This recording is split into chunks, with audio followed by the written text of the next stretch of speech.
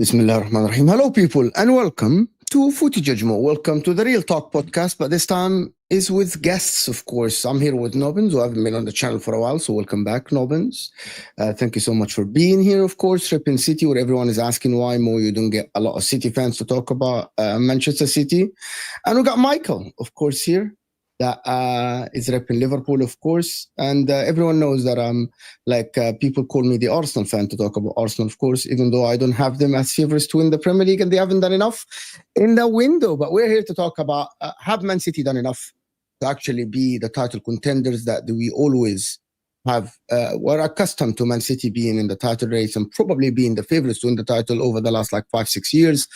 With Pep Guardiola signing James Trafford, is that enough? Why has that signing happened? Where is Ederson going? And is Ederson going to be the number one? And do Man City need more in this window, or they have a complete team? There is the Liverpool that just played against Yokohama, and Liverpool have actually won against Yokohama. Florian Wirtz looked very good. I just watched the highlights before I come on the show. Some highlights, of course. And Arsenal are still in talks to get Eze, and they got Gyökeres, and people are hyped about Gyökeres and everybody, and everyone is buying shirts, and he's breaking records and all the stuff, and some Arsenal fans are confident. Some are not confident, of course. Apologies, we don't have an Arsenal rep today. It's just very hard to get one right here at this time. How are you guys doing? Very well, thank you. Doing good. Into the gym, feeling good. We love to see it. Yeah. I wanted to start with Manchester City and the talk about every time I do a show with Man City or with Man City rep or no Man City rep, they have this mentality of the underdog, but also rivals are not taking Man City seriously at all. I can actually start with Michael and ask him. Oh, see, wow. More like Judge No. Yeah, my sign just fell. Michael, everyone is not taking Man City seriously at all. They're saying the only factor here is Pep Guardiola. That's it. They don't rate the team seriously. Some people put them behind Chelsea, seriously. Are we really going to that extreme nowadays? Because they lost one game in the Club World Cup where in the first 3 games, everybody was praising them, saying, oh my God, look at Cherki, look at Marmoush. They lost to Al Hilal. Everything just went to shit, apparently. It's one game for Pep Guardiola. The only problem I have, maybe, and Nobbins can talk about it, is what do they do defensively this season in transition, especially with, I guess you guys are going to go with Matheus Nunes as the right back, where, I mean, yeah, he's a good player, but defensively, is that going to be the answer, or could you play like a Husnov at right back? Because, I mean, I've been watching Husnov for like 2 years now, even with the Uzbek national team. I think he's ready to start for Manchester City. I don't know if Nobbins wants to take that sort of risk with that player, but we saw in the first game against Chelsea, he looked very much a polar bear in Texas. But then as he got more appearances with the team, he looked much more sturdy. But I think Man City will be much more competitive this season compared to last year. Rodri back. Maybe it won't be the same Rodri as what we saw last season or 2 seasons ago when he was Ballon d'Or winner. But Rodri back, signing Reinders. Now they had to find the balance in the attack and what will be the front four basically for Man City. But anybody writing them off, they're going to be surprised once again. One, because it's Pep Guardiola and he only has, 2 more years in this contract. And they still have world-class players all over the field. I think the only problem for them is just the full-back situation. They got the left back sorted out. The right back, I'm a little bit iffy on. Yeah.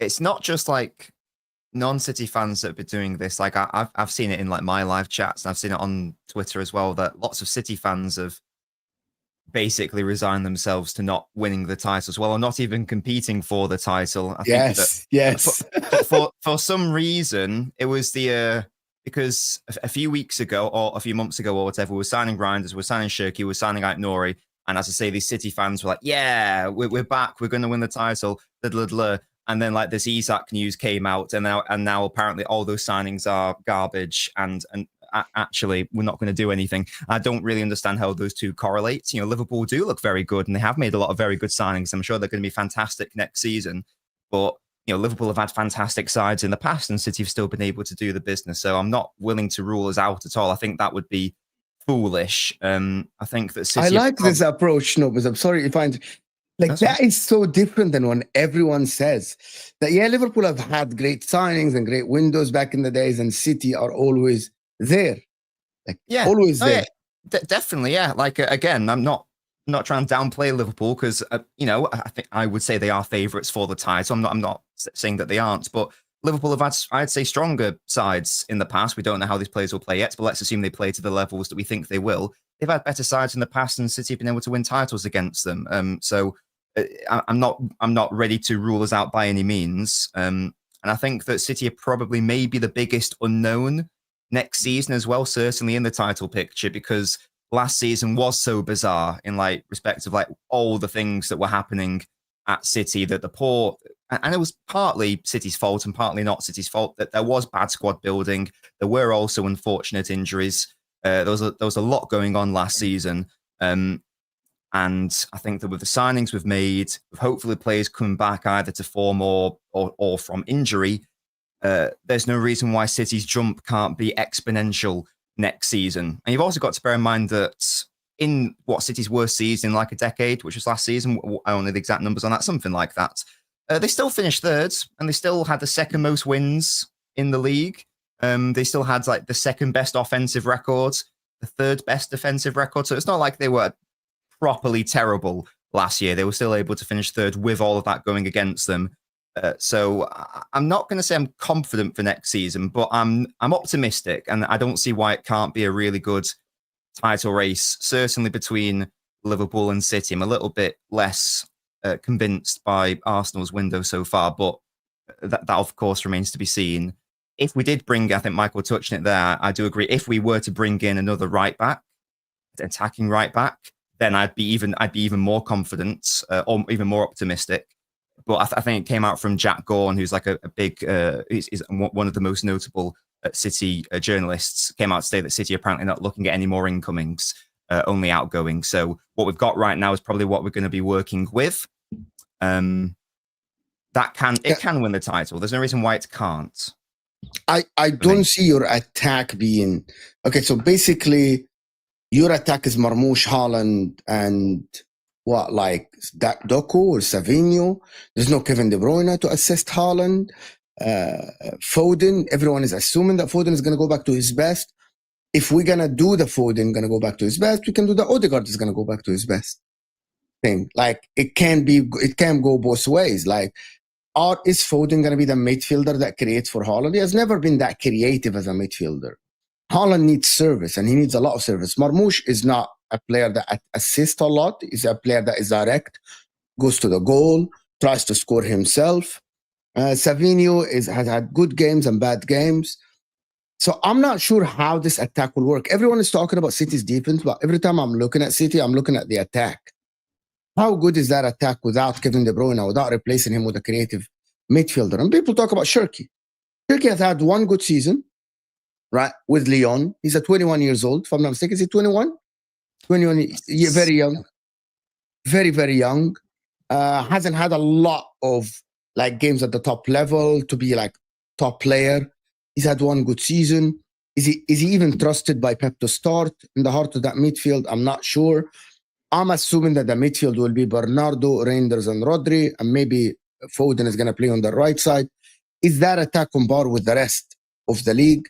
With the likes of, I'm not sure if Arsenal will bring Eze, but even that, forget Arsenal. We're talking about Liverpool. We're talking about Ekitike, Gakpo, Wirtz as an attacking midfielder, Salah, and it looks like they're going to bring Isak. That is way superior attack, in my opinion, than Manchester City, and that's why it's not only about the defense.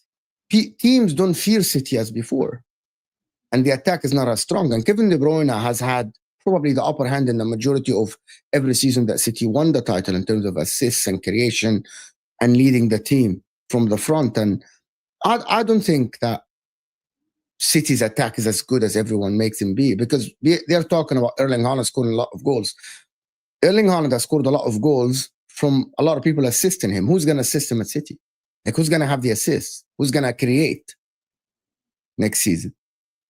Well, there's many players who will do that next season. I mean, Shirky is, for example, I did a shameless plug. I did an analysis video of Shirky, and there's this really interesting graph from last season which sort of plots what was it? I think it was expected assist per 90 versus, I think, forward passes per 90. I can't recall exactly what it was, but basically, like, the more top right towards the graph that you are, the better it is. And there were two players on that graph, and one was De Bruyne and one was Shirky. Like, in fact, I think slightly ahead of him or maybe just behind him.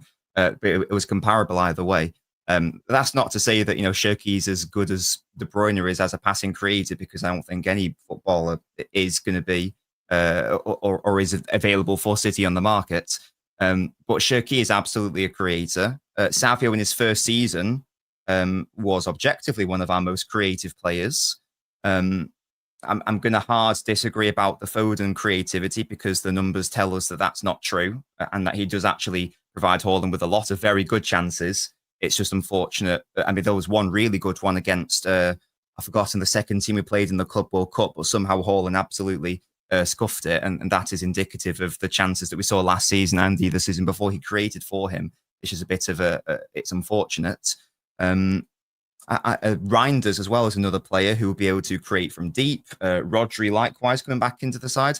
I don't know if I agree that there's going to be a creativity problem with City, to be honest. I don't even think there was that much of a creativity problem last year either. I think that was overblown.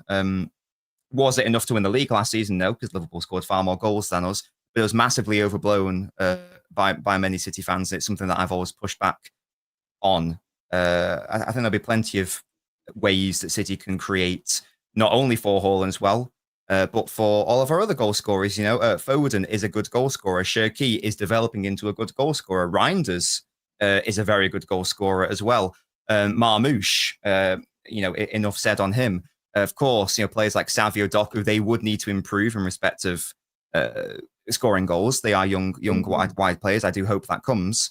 But I think City have got goals all over the pitch, to be honest. Even Ait Nouri, he's, based on last season, certainly, he scored a lot of goals as well. Can I give you a stat, Nobbins? So last season, bad Arsenal that didn't create a lot of chances have only created bad Arsenal last season have only created 4 chances less than City.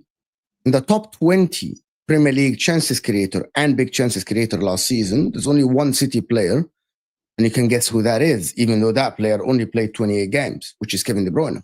Now I'm talking top 20 in chances created and big chances created for Manchester City. There's only Kevin De Bruyne. What about expected assists per 90? Because I don't really care about chances created as a stat or big chances created as a stat.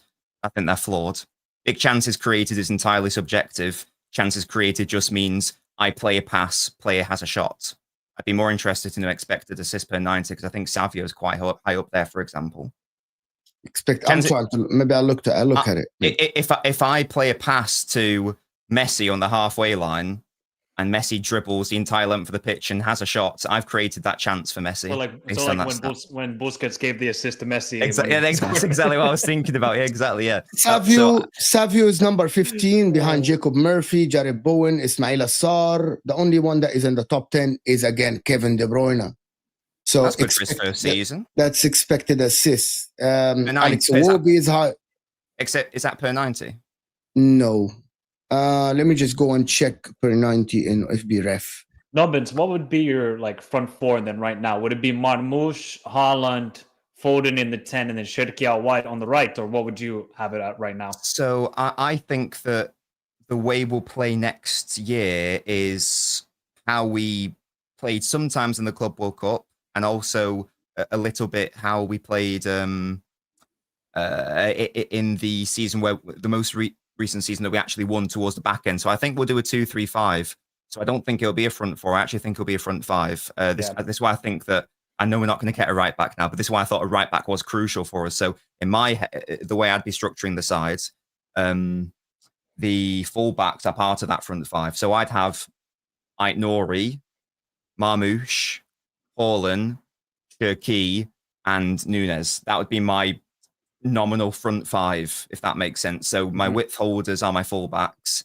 I've got Marmoush and Cherki starting out wide, but then coming in more narrow, and I've obviously got Haaland up top. So that would be the side I would go for. I think there's. Why are you guys not going for a right back then? That's just so strange to me. I guess Matheus Nunes is a decent footballer, but you're going to get caught in transition over and over again next year if that's the case. To be fair, so I totally totally agree. I mean, that's always going to be City's biggest weakness, isn't it? On the counter attack. I guess that, in fairness, that is one of Núñez's biggest strengths, is that he is a bit of a space eater, isn't he? So he does have that pace to track back. So that's fine, I guess. I guess my main concern isn't even is Núñez good enough. My issue is City have no other attacking right back at the club who can do that same role, really. Yeah, because who would be the backup? Exactly. Right now? Exactly. We would have to play a different shape, because Lewis can play at right back, but he's a midfielder, so he'd naturally want to drift inside. We've got Akanji who can play there, but he's a centre back. He's not going to be able to bomb up the right wing, is he? Lots of City fans want Kusanov, not for me, but even if we're to assume he can do that defensively, we all saw the game against Real Madrid when he was our technical right winger. He can't do that job either. He's a centre back. So right now, we actually don't have any other attacking right back options that I'm aware of. Whereas at left back, we've got Aït-Nouri, Guardiola can do that job. Nico O'Reilly can do that job. So I do feel we're a little bit light at right back. So that's my only real squad building concern. I think every other area I'm happy with. And again, it's not about being unhappy with Núñez. It's about Núñez can't. Just getting better than somebody than Núñez, basically. Yeah, well, sort of. Yeah, but again, like, it's just. Let's take that Al Hilal game. I don't know if we all watched it, but the Al Hilal game, Núñez went off around the 50th minute because he had a yellow card. So City had to entirely change. All hell broke loose. Exactly. And City had to entirely change their shape. They went from a 2-3 and they were forced to go to a 3-2. And I really want to see us do a 2-3 next year. And we physically can't do that if Núñez isn't on the pitch. So all of a sudden, Núñez has become like one of the most important players to how I want City to play. I never thought I'd say that. So I would love to see that. But of course, we're not doing that. Does anybody here think that there are 3 teams that will challenge for the league next season? Guys, hit that like button, guys. We're only on 100 likes. There's over 300 votes, so 200 votes. So hit that like button, people, underneath the live chat, guys. It helps the channel massively. We're only assuming that there are 3 teams that will challenge for the title: Man City, Arsenal, and Liverpool. Right? Sorry, Mo. Can I just interject for a second? Yeah, go ahead. Yeah. The expected assist per 90, I see 3 Manchester City players in the top 10. De Bruyne, Savio, Foden. So I'm pretty chill. That was the point I was trying to make earlier. Sorry. Okay. I tried to look for the stat. Where did you get that stat from? That's FootMob. Premier League 24-25. Expected assists per 90. Yeah, I'm trying to look for. Oh yeah, FootMob. I'm on FootMob and I can't see it. Yeah. Skill issue. Expected goals, expected assists. That is Uncle Mo for you, not Judge Mo. Yeah, absolutely washed.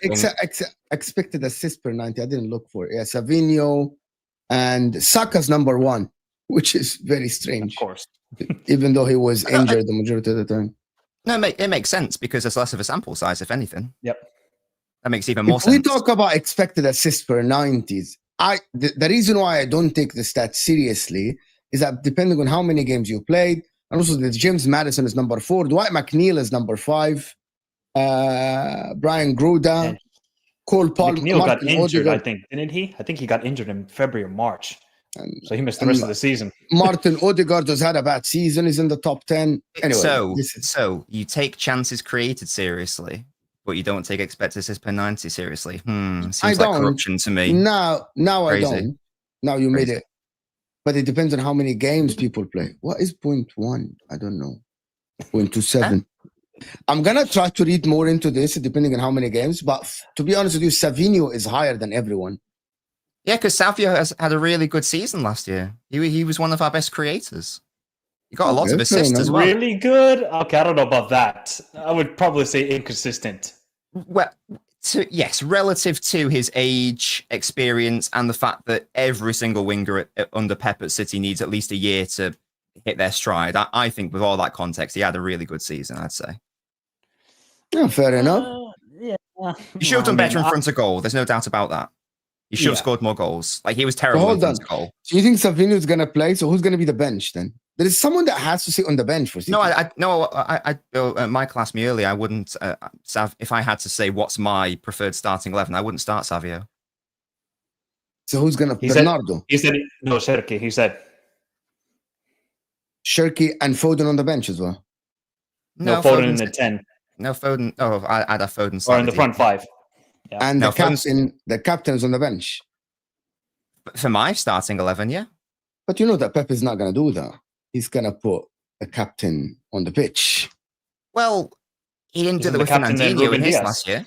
Bernardo Silva is the captain. He didn't do that with Fernandinho in his last season. Depends. We don't know. Walker is an example of a captain who plays all the time, and that was bad. But Fernandinho is an example of a captain who barely played. So I think it depends. I think we'll see. We'll have to see, obviously. We'll see how it goes. So going back to the question, City, Arsenal, and Liverpool, Michael disagrees. He thinks that's 4 teams that will challenge. So you said that you don't rate the Arsenal window as much, which is he filled the hole that is the striker. That was the main point. No. Or just in general that nobody rated that Arsenal's window. No, but Nobbins said that he doesn't rate the Arsenal window as much as people do. I think that I'm going to take City out of it for a second because we're such a big unknown. There was a big gap. There's a big gap between Arsenal and Liverpool from last season, and we can all accept that. I think that Liverpool have gotten better, and I think that Arsenal have gotten better, but I think that Liverpool have gotten more better than Arsenal. And I think there was already a gap that existed. So the way I see it is that there was already a gap, and that gap's now gotten bigger. That's why I'm not particularly impressed. That was all I was trying to say. Big gap. I don't think they've done enough as of now. I don't think there was a big gap between Arsenal and Liverpool. I just think, Arsenal were not spectacular last season. Yes, it was down to injuries as well that affected their play. But I think getting a player like Zubamendi is really a game changer for them. I know Partey is gone. I think he should have moved on anyways, but Zubamendi is going to be a critical part in that midfield. And then getting Gyökeres. Gyökeres is an insane striker. I know people don't want to rate it because he's done it in the Portuguese league, but look at Nobbins. Nobbins gets players all the time for the Portuguese league.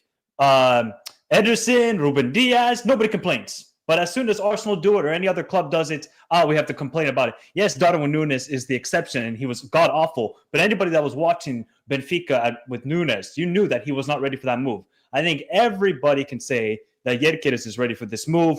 And to be honest, Mo, I think he's going to drop 25 goals in the Premier League this season. I think Gyökeres is going to really be a game changer. 25. Really? I really do think he's going to be a game changer because they're not going to get anything from that left side. I'm sorry, Martinelli's not going to get you enough goals. It looks like they want to move on from Trossard. So if they get Eze there, all they just need to do is supply to Gyökeres, get a couple of goals from the Ødegaard to Declan Rice to obviously Saka. And Arsenal can be a top team. They already got the defense solid enough. They got the midfield. And I think Gyökeres can be that difference maker. If Mikel Merino is getting all those goals and he's a DM or an 8 in the Champions League and the Premier League, what do you think they're going to do with the real striker? I still don't know if I'm convinced that. I love this. Like, people, we change each other's minds. I love this. Is how football conversation should be, to be honest. Yes. Because I think that, to me, the Moreno one actually, that makes me more convinced that, like, Arsenal have, I don't know what the decision was. If the decision was you can sign like a new left winger or a new striker, I think if anything, Moreno's good performances at striker tells me that wasn't the position to actually strengthen, and that they probably should have gone elsewhere. Because if you can get by with Moreno and actually do quite well with Moreno, I feel like it would have made a bit more sense to try to strengthen that left side and actually focus more so on creating these elite chances. Because if you've got like a player like Moreno who is actually already quite competent at that, and Havertz did a similar job. What if they get Eze? Would that change your mind then about the situation? I think that's a great question. I think it depends on who their main left back is. Well, it's going to be Lewis Kelly, isn't it? And then my follow-up question is, how is Lewis Kelly going to be played? Is he going to be played as a traditional marauding left back? I wouldn't have thought so. Or is he going to be playing more of like an inverted sort of situation? Eze, to me, is not a player that you want stuck out on the touchline. He's someone who's going to thrive more naturally with like a proper overlapping option, like a Kirkez or an Aït-Nouri, that sort of player. I don't dislike Eze as a player. As I say, I like him, but I don't know how that would work if Lewis Skelly is the chief option at left back, which I assume he will be, unless Lewis Skelly is tasked with bombing up and being a more traditional width holder. Overlapping more. Exactly. But yeah, Eze is more of like, some people call them like wing fielders. I don't know if I like that term, but some people use that term, like where they're technically a winger, but they're technically a midfielder at the same time. Where they need someone else to bounce off and overlap around them. I feel like, well, I know Eze is that sort of player. I just don't know whether that's a fit in my brain. I just, because I didn't watch every Arsenal game, granted, last season, but the games that I did watch, it's like they create enough chances in each and every game, but they just don't have anybody clinical up front. Like, you cannot tell me that, okay, let's go another season with Kai Havertz and expect him to get 15 to 20 goals. He's not going to get you that. We've seen Kai Havertz now for 2 seasons at Arsenal, one couple of seasons at Chelsea. He's not going to be the main man. He can be a good backup, come into a couple of games in the Champions League, a couple of Premier League games, and feel this in rotation. But I think Victor Gyökeres is just a game changer. I really do. I don't think he's going to be like Haaland for Manchester City. Doesn't need a lot of touches in and around the box. Just be there as the clinical striker. Boom. He'll get you 25 goals in this season. Right. Someone quote that. That's a very bold statement. I'm not saying he's going to be like Haaland, Nobbins. Don't worry. He's not going to be like Haaland, but I'm just saying he can be the Haaland for Arsenal, where he just doesn't need to be involved in the build-up play at all. Like, if you watch Gyökeres, the guy's not technical. He's a battering ram, really. He loves those right channel runs all the time. Maybe Arsenal will be a much more dangerous team as a counter-attacking team, because last year, I mean, who was the dangerous threat on the counter? Martinelli?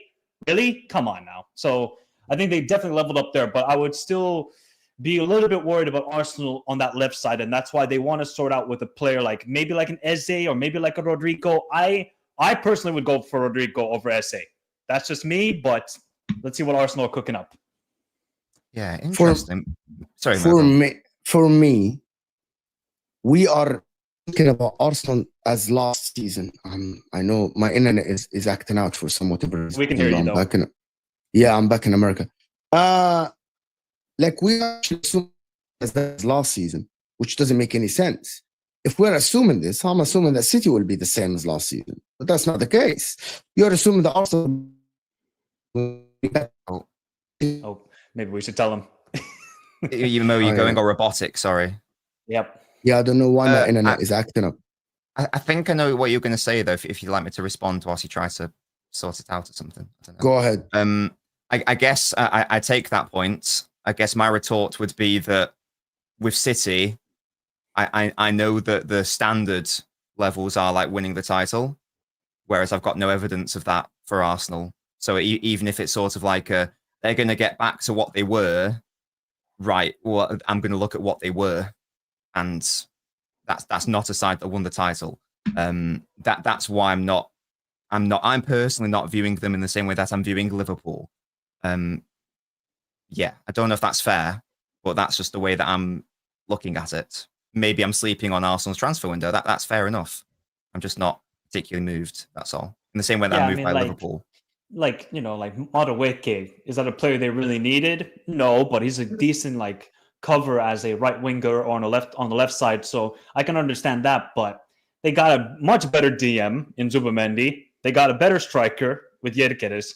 Now they just need to fill that left-sided problem. Once they can sort that out, then there cannot be any more excuses for Arteta. I think now this is like the final straw for Arsenal fans with Arteta. For some people, at least, that now you have to deliver something, or at least go to the final day and really push one of Liverpool or Manchester City. Can you guys hear me now? Yeah. Yes. Okay. So here is the thing about Arsenal. Because everyone takes context out of what happened last season with Arsenal when Odegaard got injured. Same for City when Rodri got injured, with a lot of injuries that happened to City. Bukayo Saka was on course to actually have a historic season when he was assisting and his GA was up there. So Saka himself, if he just, and we have seen Saka in the preseason, he looks fit. If Saka plays the same way he played that last season, that by itself is a very dangerous weapon that Arsenal has. Especially with someone like Gyökeres. Saka last season, in the beginning of the season, used to create a lot of chances. That's why even though Saka was out for 3.5 months, he's still in the charts of chances created. Not only per 90, but the number of chances created. You pair that with a striker like Gyökeres, who scores abundance of goals. And listen, I have no evidence sitting here to doubt Gyökeres. Marmoush, for example, when I spoke about Marmoush and I said that Marmoush might not fit City, was for reasons. It's the difference in playing style. Gyökeres plays in a team that averages more than 60% position in the Portuguese league. They're the highest position-based team in the league in Portugal. So now he's going to Arsenal, which is a team that has high ball position as well. So I'm assuming, until proven otherwise, that it will work for him in Arsenal, that he will be that box striker that Michael is talking about, that he's going to get at the end of these chances, which is why I'm thinking that will work for them. For other factors as well, like Martin Odegaard. How bad can Martin Odegaard be? Can he be bad like last season? I don't think so, because now they have Zubamendi, who is doing the job that Martin Odegaard was tasked to do last season, which is drop deep, get the ball, build the attack from deep. Now Zubamendi is going to do this job, and we saw it in the preseason when Martin Odegaard was closer to the front line than he was to the center backs. Because Zubamendi is there, as Michael mentioned. Zubamendi is the guy that will get the ball from the defense and move the ball up to your forward line, your wingers, your attacking midfielders, and these guys. That is Zubamendi's job, and he's brilliant at it. We saw it in Real Sociedad, we saw it in Spain when he played for Spain. So how bad can Martin Odegaard be? I don't think he's going to be as bad as last season at all. Same as Foden. I don't think Foden is going to be as bad as last season. I think Foden is going to go back. Is he going to go back to his best? That is yet to see. Is Odegaard going to go back to his best? I'm going to hold the same energy. I don't think Odegaard is going to be back to the Odegaard that topped the charts in big chances created in Europe 2 seasons ago. He's just going to go back to 50, 60, 70% of his ability. For the left winger, they are trying to get Eze. And also, they might try to get a left winger as well, because if Trossard leaves, they might get a left winger. The difference is Liverpool. It's not City. I don't think the main rivals for Arsenal this season are Manchester City. Everyone is talking about Arsenal, City, can they compete? We're talking about Liverpool, who look like the best team in the world at the current moment if they sign Isak. Isak is one of the best strikers in the world. Wirtz, a brilliant creator, right? Konate is going to stay. He might sign a new contract. Do they have a right back? I don't know. But the rest of the team of Liverpool, apart from the depth in the DM, Liverpool are the team to actually, can you get better than Liverpool? I don't think that Arsenal can get better than Liverpool. There is a chance. I don't think City can get better than Liverpool, though. I don't think, if I'm banking on someone, I'll put Liverpool first, Arsenal second, and City third. Right? That is what I would do because of Kevin De Bruyne factor, as I mentioned before. And you said that you proved me otherwise. But I know that Pep is not going to start Savinho. That is why. Like, even though you say that Savinho is per 90 this, per 90x, he's not going to start him. I know Pep. What Nobbins want is different than what Pep does. Pep is going to start Bernardo Silva, his captain. Pep might start Foden. Pep might not even start Cherki. Because we know Pep. Same for Arsenal, by the way. We know that he's going to start Martin Odegaard. Even if they get Eze and Rodrigo. We know starting lineup, Odegaard is going to be there, one is going to be benched. That is my opinion about this. Like, we are ruling out Arsenal. Go ahead. Please ask me a question. Sorry, what was that last bit? Sorry, I missed that. I cut you off. Sorry. Ask me questions. Go ahead. No, the bit before that, ruling out something. I am not ruling out both of them, but I think that Arsenal are closer to Liverpool than City, actually. It sounds like we agree on Arsenal and Liverpool then. No, but you put Arsenal behind City. You are not convinced about No, I think I said taking City out of it. That's what I said. I wasn't even talking about City. Let's talk about Liverpool and Arsenal. I don't know about City. Okay. My whole point is that City are a massive unknown next year. I don't know. When I was talking about Arsenal, then I believe I was only comparing between Liverpool and Arsenal. That's why I said I believe there's a big gap that exists between them now. I think Liverpool have increased that gap. I didn't even talk about City. So I think we agree. No, my point is that you put City as more of a title challenger than Arsenal. Wasn't that what you said? I think I said I wouldn't rule City out like a lot of fans have, but I also said there are lots of unknowns going on. Okay, maybe I misunderstood what you said. Yeah, or maybe I just wasn't very good with my words. That's probably what it was, to be fair.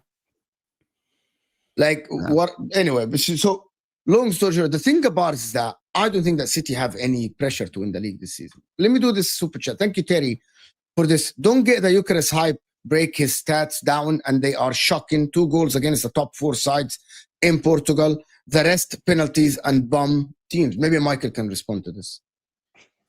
Okay. I mean, I don't know what to tell you, bro. Do you want to go back to the previous season where he scored like 7-8 goals against Porto and Benfica? And he absolutely dunked on them over and over again in the Portuguese Cup.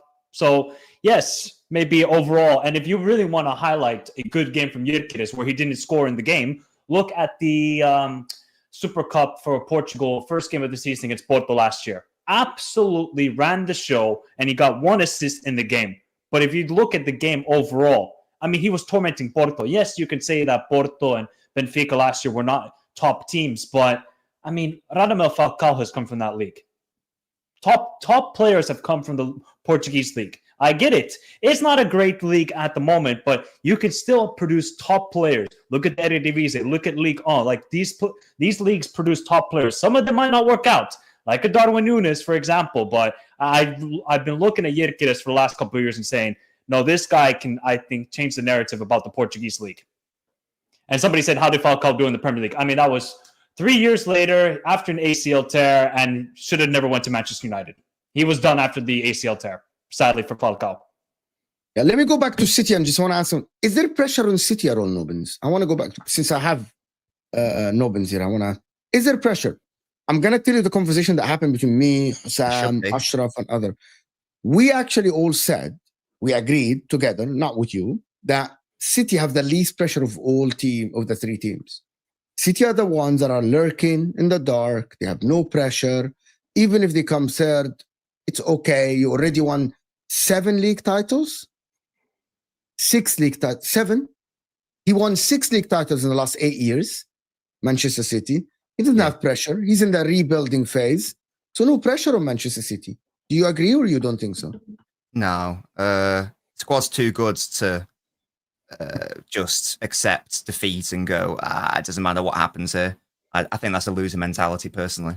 I want us to, I know I've just talked about how we're an unknown, but I want us to go out and compete and preferably win, of course. That's not the same as saying we will, but I'm not going to accept that there's no pressure. And if we finish third next season, I won't be happy.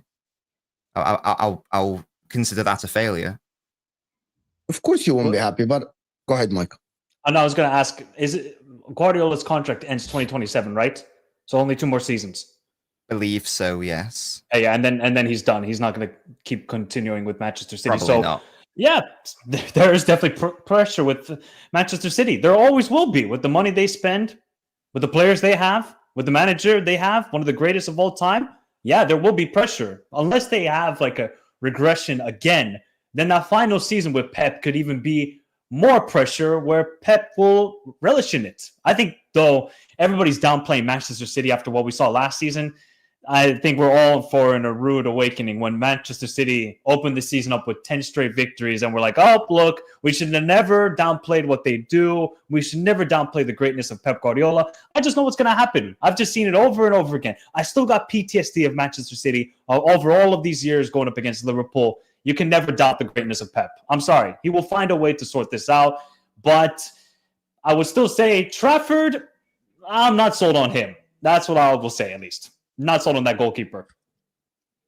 That's fair. I think that if you've got players like, Rodri, who a lot of people would say is like the best defensive midfielder in the world. You've got Reinders, who's one of the best 8s in the world. You've got Haaland, who's maybe the best 9 in the world. I would say he's the best 9 in the world. Maybe people would disagree, but certainly up there. You've got all these other wonderful players. I think you've got to say that there's pressure to win, surely. Yes, it's got to be done. You don't spend that much money in last season and this season to just be content with, we're just transitioning. Let's get exactly. FA Cup, yay! No, yeah, exactly. I don't think that. I know the fans wouldn't accept that, and I'm sure that the manager and players also wouldn't accept that. They're winners at the end of the day. They won 4 in a row. They broke records. They've made history numerous times. They want to keep doing it. They're hopefully hungry and have the desire. They better have pressure on them in their own heads anyway. I'm sure Pep will be doing the same because, again, he's a winner. I'd say,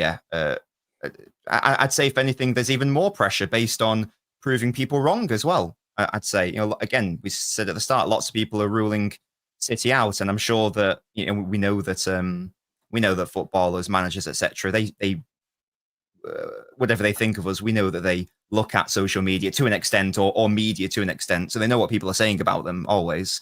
So I'm sure they'll want to prove people wrong as well.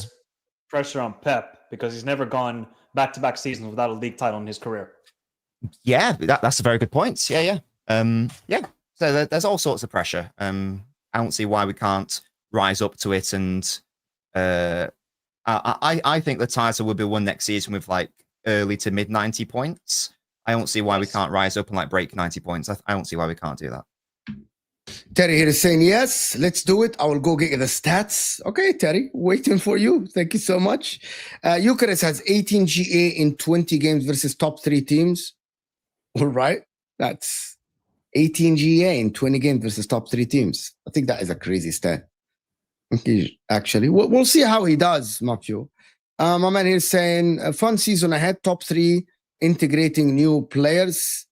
Yeah, City are integrating the least amount of players, if I'm not mistaken. Only Reinders is a new guy. Shirky, Aït-Nouri, Trafford. Yeah, Aït-Nouri. Trafford is not going to start, is he? Good point. No, he'll probably be the number 2 to be getting on with, and then maybe towards the end of the season. Because Edison's contract is up in 2026. I don't think for the future of Trafford is. That's 3 new players to start, isn't it? Aït-Nouri, Reinders, Shirky. Liverpool will have like 5 or 4. 4 to 5, yeah. 4 to 5. Yeah. Terry here is saying, Nunes, 0.98 non-penalty goals per 90. Eucharist, 0.86 non-penalty goals per 90 in Portugal, by the way. Look at Eucharist's Champions League stats, bad passing stats, bad heading stats. Heading stats bad. Okay. Yeah, I know his aerial ability is terrible, but I'm sorry. I was watching Nunes in Portugal. I said you can score all the goals you want. If you watch his overall play, once he gets to the Premier League, he'll be found out. I can go find the tweet. I can find the tweet.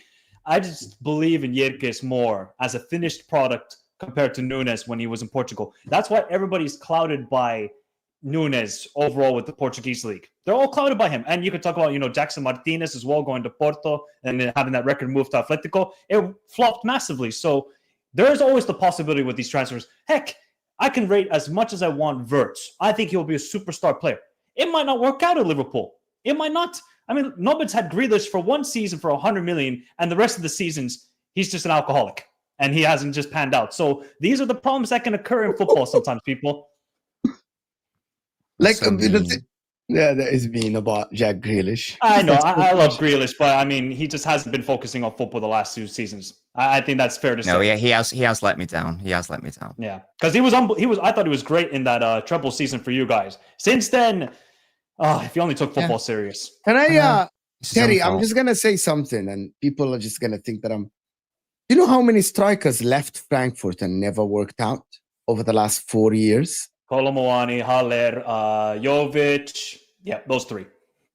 Yeah. So people assuming that Ekitike will work. So what if Liverpool don't get? And I'm going to ask Nobbins this. We know this Isak situation and what's going on. What if Liverpool don't get Isak? Everyone assuming that Isak will go to Liverpool. At the end, this can be a long saga. And Newcastle might say, no, we want 150. And Liverpool actually yesterday said that we're only going to sign Isak for the right price. You're not going to force us to pay over the top for him. We're going to pay what we think he's worth. So if Liverpool don't get Isak, where does that leave them? With a striker like Ekitike coming from the Bundesliga, still in Diaz, with the late Diego Jota, with Darwin Núñez, where does that leave them? I still think I'd consider them the favourites. I like Why? Ekitike. Can you please elaborate on this? Why? I really like Ekitike, for example, because I when I was scouting Marmoush, because obviously we signed Marmoush, so I watched a lot of Frankfurt games for that, and I was watching Ekitike, and I just really like his skill set. I think that he's very similar to Marmoush in a way. I'd err on the side of Marmoush being slightly better, but I really like Ekitike, so I think that he would be enough as that central option. I don't know where that would leave the left wing situation, but there is a world where Liverpool could still arguably have an even more balanced attack if Isak wasn't signed, because you could have technically Wirtz starting from the left, Kerkez pushing up, so Wirtz doesn't actually play on the left. Basically, like what I want City to do. So Wirtz actually plays in the middle. Kerkez is your widest player out on the left. And then that lets you have a slightly more balanced midfield. So you could like play all 3 of in that situation. You could play the 3 that won the title last season, Gravenberch, McAllister, Szoboszlai. So one could actually argue it's technically more balanced in the midfield anyway, whereas if you were trying to squeeze in all of Salah, Isak, Ekitike, and Wirtz, maybe it becomes a little bit trickier. By the way, I'm not saying that you can't play them all, because you definitely can. It just might become a little bit less simple. So it would obviously be a massive loss for them if they couldn't get Isak, but I would still consider them the favourites. Yes, I don't know what Michael thinks about that, but look, I like Ekitike. I just don't think he's ready for this jump.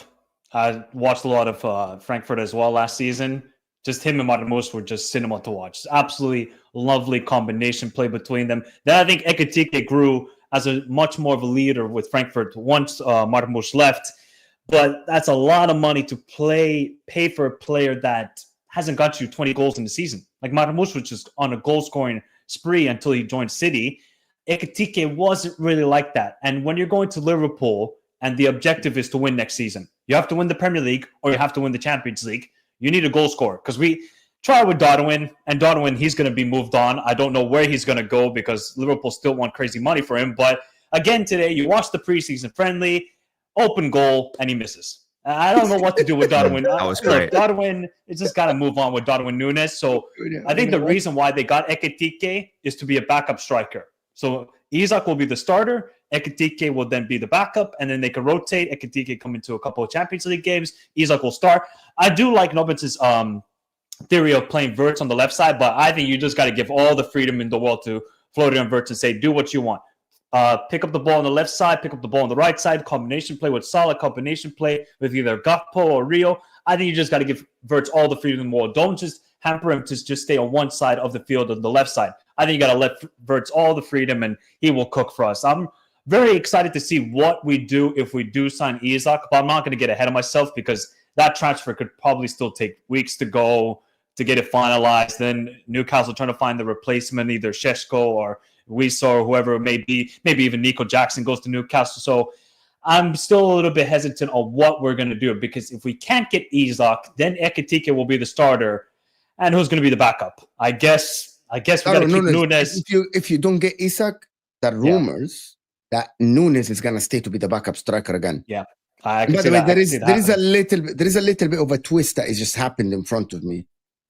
Robert Lewandowski, the Saudi clubs want to sign him this season before his contract expires next season, so they want to pay money.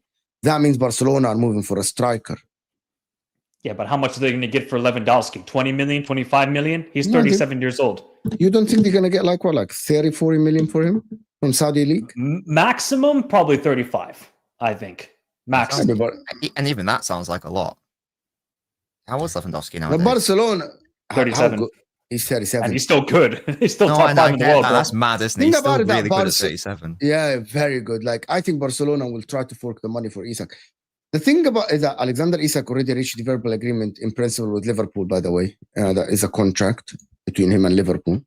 Do we know what Barcelona's, because I've not looked in their finances in a minute. Shit. Are they still struggling with the salary cap and all that stuff? Yeah. It's not only salary cap. They don't have funds, Nobbins. That's what they said. But they were ready to drop about 60 to 70 million on Diaz. So Laporta, his dream is to get a Moneyball signing, or not Moneyball signing, but just a glamour signing. So that glamour signing would definitely be like an Alexander Isak. If Barcelona got Alexander Isak, it would be over for the rest of Europe. I'm sorry, it would be over, because he would be an absolutely game changer for Barcelona, but I just don't think they have the funds to do it. That's why if they waited until next summer, and if Newcastle kept Isak, then I think Barcelona would be the front runner to sign him overall next summer. But I think that's why Liverpool want to get him right now, because there will be more competition next summer. Well, if Liverpool get Isak, does that make them the best team in Europe? No, PSG are still number one. Really, without a striker? Yes, because they won the Champions League without a striker. I think Liverpool can better them, to be honest with you. Genuinely. And we have to see how, because we could have all said that Real Madrid were going to be the best team last season when they signed Mbappe. And what happened? They lost the complete balance of the team. Vinny and Mbappe didn't work out. Rodrigo was regressed to the bench. I feel like you can have all these glamour signings you want, but there has to be the right balance. And I think that's what's going to hurt, I think, Arne Slot for the first couple of weeks. Is just trying to find the perfect 11 to go with, and then just hopefully go for a title run. And Liverpool should be favorites, though. I mean, if we're spending this sort of money and, completely changing the starting 11, I'm expecting us to win the league. No doubt about it. The Champions League as well. Yep. I still would put PSG number one. 24-25, like you claim, he scored 1 goal against Porto in the league and 1 goal against Benfica. Estrella Amadora has scored 7 goals home and away. What are we doing? So Terry, what you're saying, Terry, is that you don't rate Gyökeres at all as a player that can actually change Arsenal. If that is the case, so Arsenal got scammed then. Yeah, everybody can have their point of view. If Terry thinks that way and he thinks that Gyökeres will flop, I think that fine. Terry wants to believe so hard that Gyökeres is gonna flop, right? Like, I'm not sure, but I think that he's a number 9 that Arsenal need. And every time I watched him, he's different than the likes of Darwin Núñez, right? And I think he's gonna bang out Arsenal goals. I think he's gonna bang. If Havertz with that team for half a season scored 14 goals, Gyökeres can get 20 plus goals at least for Arsenal. At least 20 plus goals. That is what I think, to be honest with you, Terry. Like, I know that maybe he scored 1 goal against Porto, but I watched him play against Arsenal. He's good. And I watched him play against him. He's good. He's a very good player. He's obviously not like technically gifted like a Marmoush or an Ekitike, but there's something about Gyökeres where you just know the inevitable is going to happen. He's going to get a goal. Just somehow. It's not going to be pretty. So if you're expecting like Thierry Henry-esque or Robert Van Persie-esque goals, Gyökeres is not going to get you that. He's just going to get you sort of an 8-4 sort of player. Get you goals and leave. Okay, I think Michael can answer this. And even Nobbins, because Nobbins watched some of the Bundesliga to scout Marmoush. So why did no one else want him? Is Cisco better than him? I don't think Šeško's better. No, I'm not as big on Gyökeres as Michael is, but I don't think he's as bad as he's being made out to be here. You know, he is obviously a good striker, maybe even a great striker. I don't know what the other rumors were. I thought that United wanted him, but I didn't follow the rumors around him, so I'm not sure. I don't think the lack of interest necessarily means that the player is bad, though. I don't think they are necessarily correlated. No, I don't think so either. I just don't think a lot of clubs around Europe could pay the 65 million evaluation that Sporting wanted. I think Juventus would have been there had they had money, but they don't have money. So Arsenal were in the prime position. Probably he was talking with because we don't know the background of all the discussions that go on between the agents and the club. Maybe the agent just said to the club he only wants Arsenal, and that's all we heard around all the newspapers. So I think a lot of clubs still would have taken because Šeško's got to work on a lot in this game, though. He needs to get a better finishing. He's not clinical enough at all. Very good technical player, but I just don't think he's that guy at the moment. Yeah, he's like more of a project signing, wouldn't he, Šeško? Yes. Barca don't lack funds. It's La Liga's salary cap. So if they offload Lewandowski, maybe that's the salary. Lewandowski's on a lot of money, by the way, at Barcelona. So maybe they can pay Isak. I don't know. By the way, there are guys. I'm not sure if you guys are on the news while you guys do live shows. But apparently Fabrizio Romano have retweeted that Sky Pilot Goal or whatever. He said that Liverpool reached an agreement with Isak and now they're going to bid for him. So that is what is going on at the current moment, you know? Any for the thoughts of Newcastle fans this summer window? I was going to ask you. It's just been sad, hasn't it? Nobbins, how can you guys be so rude and you guys take Trafford and they get stuck with Ramsdale? That's what they get for not letting me have Bruno Guimaraes last year. They can hold that. And not letting me have Tino Livramento this summer. They can hold that, honestly. Oh, my God. It's a shame for Newcastle because I thought that maybe this summer would that be like the next step in their like development to sort of be like a team that challenges for the title. One key element of that is like, you know, as a City fan, like I sort of like know the hopeful process when you are signing Yaya Tourés, David Silva's, Aguero's, as you're trying to get to that level. It's like, can you hold on to them and then take that next step and win the title with them? It looks like they're not going to be able to do that with their star players. So it's a shame for them, to be fair, in respect to their project. Yeah, guys, can we get the likes up? It's still 800 people here, over 800 people, and we're not even on 400 likes. Hit that like button. I wouldn't be shocked if City finished trophyless. Yeah, and what's weird is I also wouldn't be shocked if City won the title. But I also wouldn't be shocked if we were trophyless. This is what I mean. It's Schrodinger's City. I actually don't know what to expect next year. It's very, and that's why it's can't speak. That's why it's a very exciting. That's why I like Nobbins. He's honest, like you know what I mean, blunt. He's like, oh, you know what? If we don't win I'm not going to be shocked. But if we win the title, I'm not going to be shocked as well. Just one of those. That is not sitting on the fence. That is really how I feel about City. If Pep Guardiola comes up with his magic again, like he did with the triple season, switch the formation, make it work, and Man City fucking win 20 games in a row, I wouldn't be shocked. It's Pep Guardiola. Who says no? You know, it's Pep Guardiola. Who says no? And if he struggles, I'll be like, yeah, you struggled last season. Same. Bobby here is saying, Leva, still top 3 strikers in Europe, 44 goals in 24 games. He is ridiculous. I swear to God, bro. This guy. Insane, man. And people just really don't put him in the top like 5 in the last like 10 years. It's just ridiculous. He's how he might be top 5 ever, to be honest. He's getting up there as a top 5 greatest striker. Yeah, bro, it's ridiculous. He could have won 2 Ballon d'Ors in another reality. Yeah. How much should have won it? Did Darwin Núñez cost again? Oh, Jesus. Don't remind me, please. Don't remind me. Is it 60, 70? Don't know. I'm trying to think. I'm thinking in euros. I think it was 85 million euros or 80 euros. By the way, Darwin Núñez transfer, guys, gets inflated a lot. Because actually, if I'm not mistaken, there is the report that in last year, he didn't hit any target for the add-ons. 0. Oh, man. Is that true? God bless Darwin. I think Pilot Gallo, someone tweeted that last season when they lost the title. Not last season. In that summer, he said that Darwin Núñez transfer fee probably was like 60 million euros. And the other 25 that made it like 85 or 90 were all add-ons, and he hasn't made any target. Like no target, not the number of goals or something like this. Not the number of GAs. Liverpool didn't win the title. Liverpool didn't win the Champions League. He didn't hit any of the targets. So that's why the people that say that Darwin has cost an arm and a leg, it's actually he didn't, because he hasn't hit the targets for him to cost the rest of the fee. Clever. That's a shrewd bit of business by Michael Edwards. To force Nunes to not hit those targets. That's really clever. Oh God. Oh. My man, we have some money. This is a Barcelona fan, by the way, a cooler.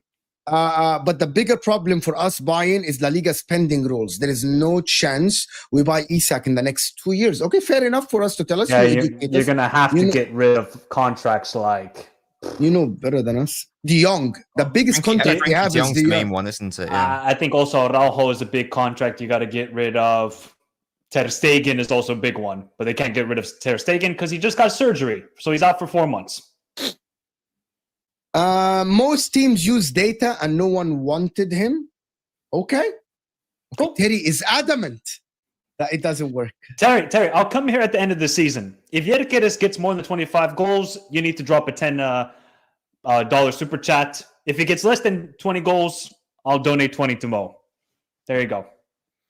I'm a betting man. But there is a better thing, Terry.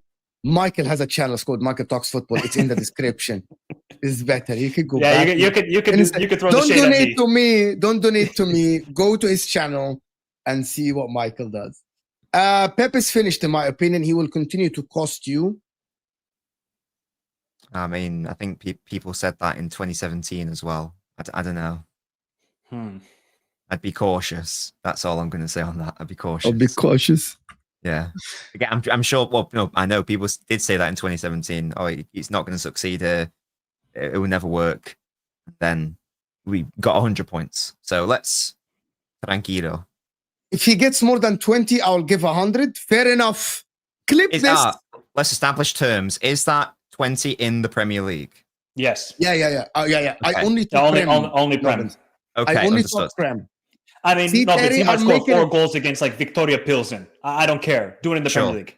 Sure. I actually said that he's gonna get at least 25 GA, 20 plus goals, and maybe 5 assists or something like this. I'm convinced that he's gonna get at least 20 goals in the league, at least, and that would be considered a very good season for him. And I think that can actually win Arsenal the title. We're at 102.50. 30th of July, people. Remember that. Clip it. Clip this, guys. What about Chelsea, guys? Is anyone here taking Chelsea seriously at all? Let's talk about the other teams as well. Is there anyone taking Chelsea seriously? Nobbins is like, to win the title. What? No, that was my thinking face.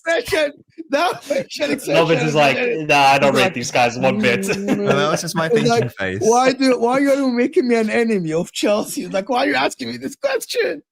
So, like, win the title? Challenge. Yeah. I don't think they'll be in the title race the last 5 games of the season. Okay, March, April, which is basically 5 games left in May. 4 games. April, March. No. Why is that? Oh, go ahead, Nobbins. Well, why do I basically just... Oh, can we stop? Stop. Sorry. Okay. Because I have the news.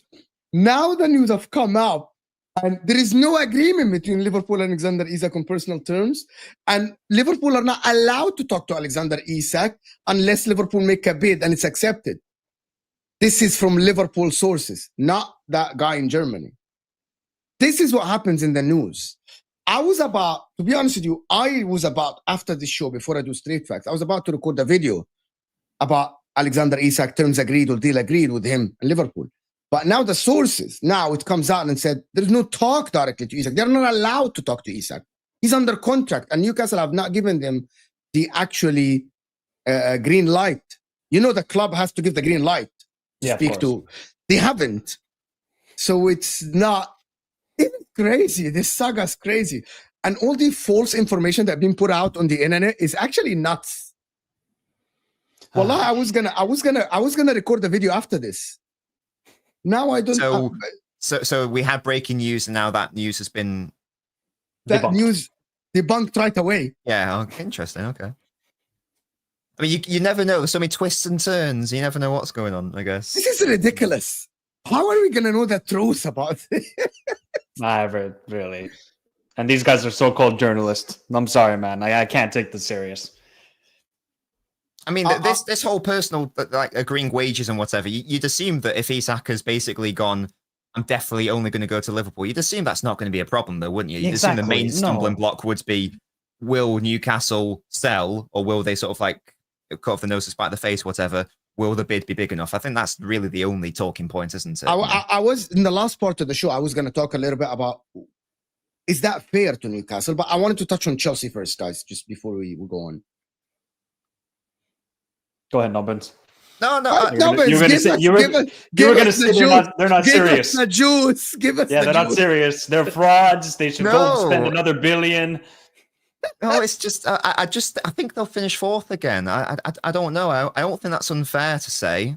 I just don't think they're going to be as good as Liverpool. I don't think they're going to be as good as Arsenal. They could very well be better than City if it's the same City as last season. So I'm not going to rule that out, of course. I just think there's too much of a gap between them. I think I still don't really fully understand the transfer policy that's happening. I don't think that. I think it's fun. I think it's interesting. I don't think it's conducive to winning a league title, though. Fundamentally, I don't agree with it, and that remains to be proven wrong on that. I don't think they have enough quality to fundamentally win the title. That sounds very basic, but I think that's as simple as it is for me. You know who Chelsea remind me of? They remind me of Liverpool 17-18.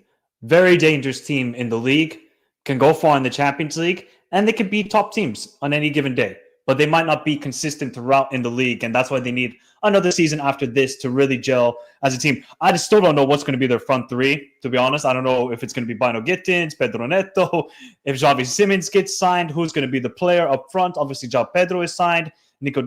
So there's just a lot of question marks still with Chelsea, but they're building something. They're still building something, and I think Chelsea fans should be excited. But last season, let's be honest here, you were having Conference League games. You could basically play one game a week with your starting 11. Now you got to have Sunday, Wednesday, Saturday, Tuesday, Wednesday, Sunday. So let's see how good this team is. I'm not saying that these players are bad or anything, but now the real test, I think, begins for this Chelsea team and taking that next step as the club they should be, what I've grown up as with Chelsea, always competing in the Champions League, always fighting for the Premier League. But I think now it really begins their test, and I think I would be excited as a Chelsea fan, but also don't go over the top with saying, "Oh yeah, we're going to win the league. We're going to be in a title charge." No, just relax. But I did see, and this was something that was crazy to me, that somebody didn't want to sign Donnarumma over Robert Sanchez.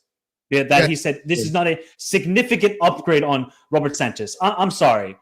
Are you smoking weed or crack or what's going on here? Because if you sign Donnarumma over Sanchez, okay, yes, you can talk about Sanchez is so important in the build-up play. I don't care. As a goalkeeper, you're there to prevent the goal. If you sign Donnarumma, that is a game changer, I think, for Chelsea compared to Sanchez. So I found that a little bit delusional from the one person's perspective, and I had to roast him on Twitter about it. But if they can sign a player like Donnarumma, Chelsea, I would be a little bit worried. I cannot lie. I'm going to be really interested to see. Sorry. No, go ahead.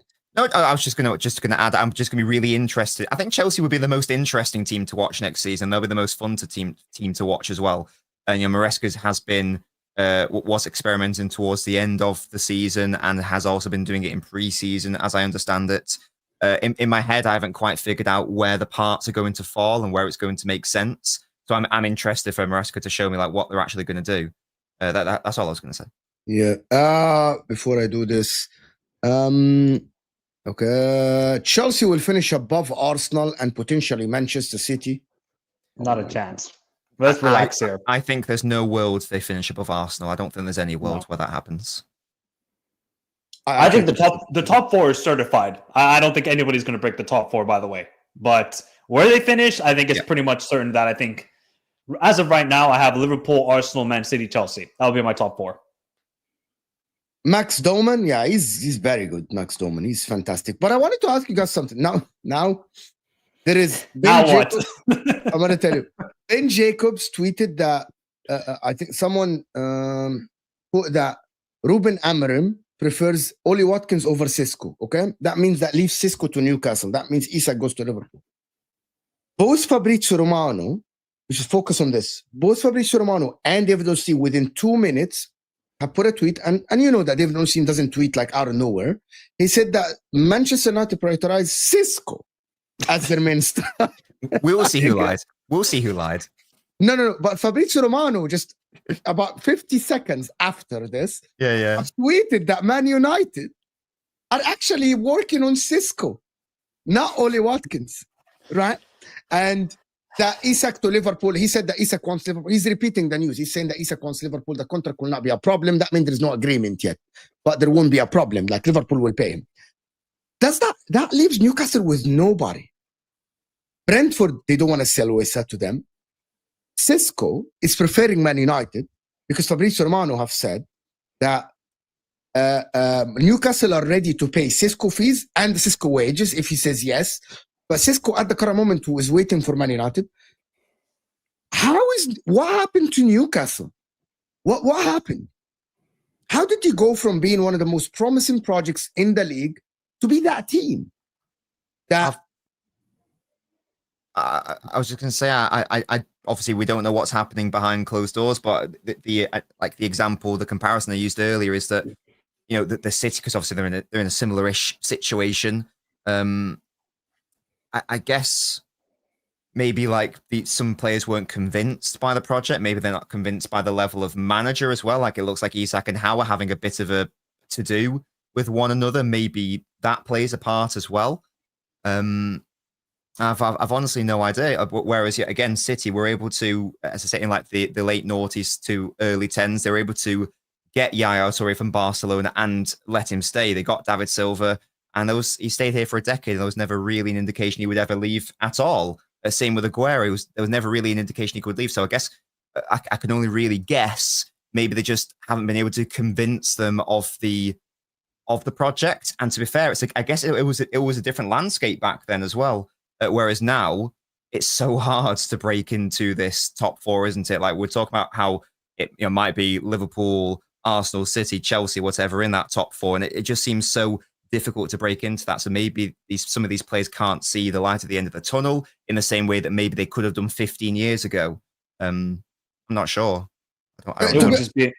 If Newcastle kept Isak, right, and they keep Bruno Guimaraes, and they add Elanga, and they add a centre back with Livramento, Lewis Hall, Trippier, Botman, and a goalkeeper. And the goalkeeper that they're trying to sign, that suddenly City are like, yeah, fuck off. I'm checking that goalkeeper they are trying to sign. I think that Newcastle could have been dangerous in the league for the top four, not Definitely. winning the title. Yeah. But they're failing to do all of this, which is astonishing, to be honest. Yeah. It must suck for Newcastle fans. I really do feel bad for them. Obviously, it will be a huge benefit to me and Nobbins. Nobbins gets Trafford, I get Isak. I think I won in that case. But if you're a Newcastle fan, you're like, man, this was supposed to be their big summer, right? They saved some money. They were going to spend it and strengthen the squad more. Back into the Champions League. Now they can push on. They won a cup for the first time in 70 years. They finally got the trophy hoodoo off their back. And now everybody's rejecting them. They're just on Tinder, and everybody's swiping left on their profile, which must be demoralizing for Newcastle fans, but maybe also a reality check that even though Manchester United can be in the mud, even though Tottenham can be in the mud, these big clubs will still have that pull of, okay, we can take that player. It doesn't, like Manchester United signed Paul Pogba and I think Di Maria with no Champions League football. It's just something with these big clubs. They just have that brand. Everybody will watch them. And obviously Newcastle are still a big team, but I mean, compared to a Manchester United or Tottenham, they can't compete with those sort of teams. So it's going to be difficult. Newcastle just have to kind of be like Brighton. You have to get those smart signings around Europe. Don't go for the Premier League proven players and build your team like that. That's what I would say at least. And also, I don't think they have a sport. It's Eddie Howe who's kind of dealing with scouting the players at the moment. So that could be affecting their overall transfer strategy. Someone says here, City lucky they came through when they did. Yeah, it has a lot of luck at the time, of course. Yeah, of course there was. Yeah, I'd say that a lot of clubs, if you look back to their history of like when was like the turning point for success, I think you basically Chelsea. say every single club. Yeah, Chelsea or another, even United as well. Like it was very fortuitous for them that they happened to peak at the dawn of the Premier League era when it all became about money and it all became about commercialization. They just happened to ride that wave. So I'd say absolutely yes. 100%. 100% there is. But I actually now convinced that nobody will be able to break into that top 4 at all. Anyway, listen, people. This was a great show, fantastic show. Hopefully we can do it on Wednesdays. Of course, there will be Lee Judges, hopefully will be here as well. And Jamie Phillips, maybe Nobbins as well. Nobbins, anything coming up? Hope either by the end of this week or the start of next week, there will be a James Trafford analysis video. So if you like tactical analysis, my channel is for you. Yeah, guys, go and support Nobbins. It's in the description. It's easy. Everyone knows Nobbins. Of course, go support him. Michael talks football as well. Anything coming up? Well, Mo, if your club could just get some money and sign Ademola Lookman, I would talk about Ademola Lookman joining Inter. But in the meantime, I will wait and be patient. So, Mo, tell your club to hurry up. I've never seen a club that upped a bit 2 million euros. Like 2 million euros. I've got to tell you, like, quickly before it, Inter offered 40 million and 5 million add-ons, right, guys? It was rejected. The next day, Inter offered 42 million and 3 million add-ons. I will see you guys on the football terrace. I will see you guys later today at 9 p.m. UK time with a panel. Thank you so much for everyone that super chatted. Thank you for everyone supporting the channel. Hit that like button before you go. And I'm out of here, people.